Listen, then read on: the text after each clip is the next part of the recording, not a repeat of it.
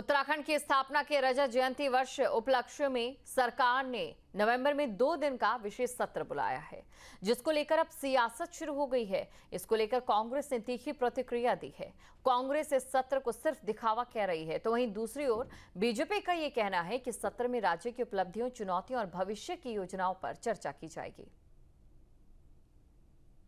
उत्तराखंड पिछले 25 सालों में अपनी स्थापना के 25वें साल में प्रवेश कर गया है। 25 साल पूरे हो रहे हैं, तो 25 साल की विकास यात्रा में उत्तराखंड कितना आगे बढ़ा है, उत्तराखंड को और कहां जाना है, किस प्रकार से हमको नियोजन करने हैं, किस प्रकार से विकास योजनाओं को चलाना है, हमने क्या अभी तक पाया है, उन सब का हम आकलन करेंगे।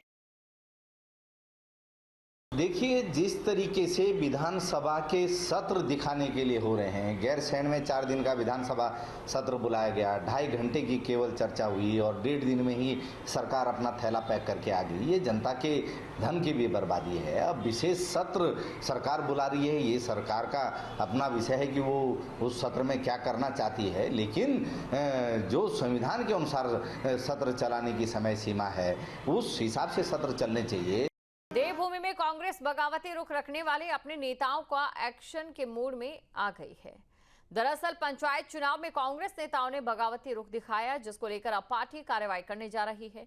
प्रदेश उपाध्यक्ष सूर्यकांत धस्माना ने साफ लहजे में कह दिया, ऐसे सभी नेता जिन्होंने चुनाव में बीजेपी को लाभ पहुंचाने का काम किया है, उनके ऊपर सख्त एक्शन होगा। कार्रवाई होगी। सारी रिपोर्ट हम जिलाध्यक्ष से मंगा रहे हैं। जिन लोगों ने पार्टी का समर्थन लेकर के चुनाव लड़ा, चाहे वो हमारे जिला पंचायत सदस्य हों, चाहे हमारे क्षेत्र पंचायत के सदस्य हों, जो लोग पार्टी में पदाधिकारी रहे हैं, और अगर उनका कोई आचरण ऐसा रहा है जिससे कि विपक्षी पार्टी भाजपा को कोई फायदा किया है उन्होंने या किसी प्रकार से मदद करी है, उनके खिलाफ कार्रवाई है। और चमोली से बड़ी खबर, बीजेपी प्रदेश अध्यक्ष महेंद्र भट्ट का थराली दौरा, आपदाग्रस्त गांव मोपाटा का हवाई सर्वेक्षण किया है। सांसद ने चेपड़ों का भी निरीक्षण किया, आपदा प्रभावित लोगों से मुलाकात की और हर संभव मदद का आश्वासन दिया है। तो बीजेपी प्रदेश अध्यक्ष की ओर से यहां पर दौरा किया गया। आपदाग्रस्त गांव मोपाटा का हवाई सर्वेक्षण उनकी ओर से किया गया और साथ ही चेपड़ों गांव, जहां पर भारी तबाही हुई है, वहां पर भी स्थलीय निरीक्षण यहां पर किया गया है। तो बीजेपी प्रदेश अध्यक्ष महेंद्र भट्ट का थराली दौरा। थराली में हाल ही में आपदा आई है, यहां पर बादल फटने की वजह से भारी तबाही हुई है। देवभूमि में मौसम का कहर देखने को मिल रहा है। लैंडस्लाइड से लेकर बारिश, बाढ़ ने सड़कों की कनेक्टिविटी को बुरी तरह से प्रभावित किया है। अब तक पीडब्ल्यूडी को बरसात में 350 करोड़ से अधिक का नुकसान हुआ। सड़कों का सबसे अधिक नुकसान उत्तरकाशी में है, जहां भागीरथी और यमुना नदी ने सड़कों को अपने अंदर समा लिया है।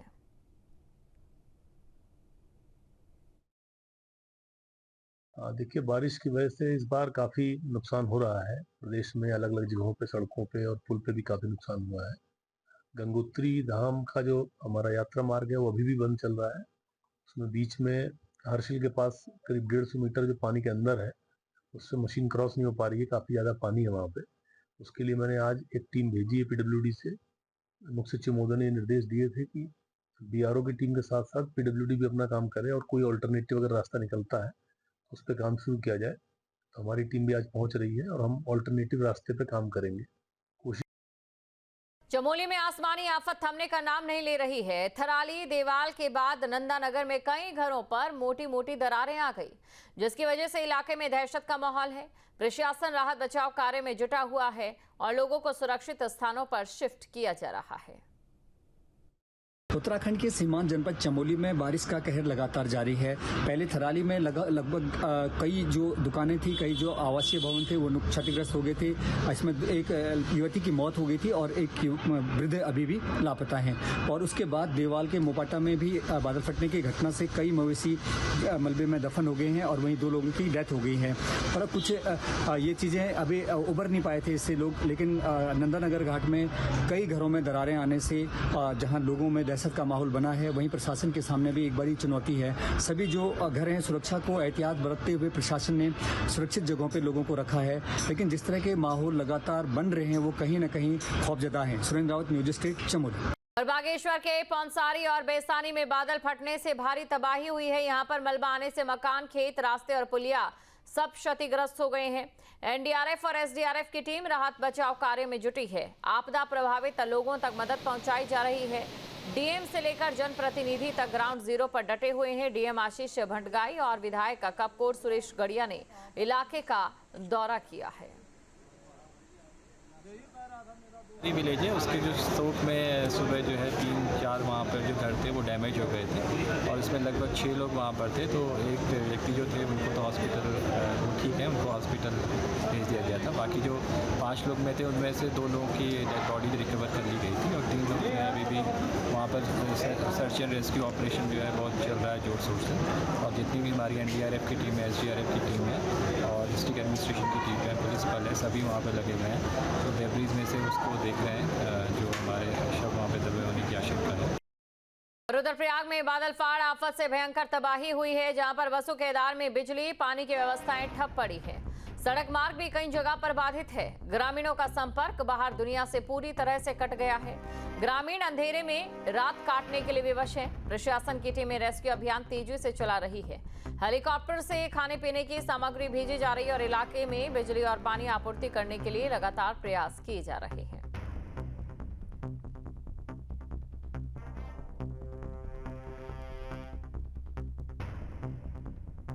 तो मलबे में तलाशी जा रही है जिंदगियां।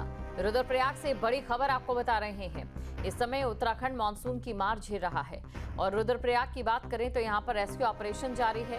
हेलीकॉप्टर से यहां पर मदद भेजी जा रही है। रसद यहां पर हेलीकॉप्टर के माध्यम से ही भेजी जा रही है। तस्वीरें आपके सामने हैं।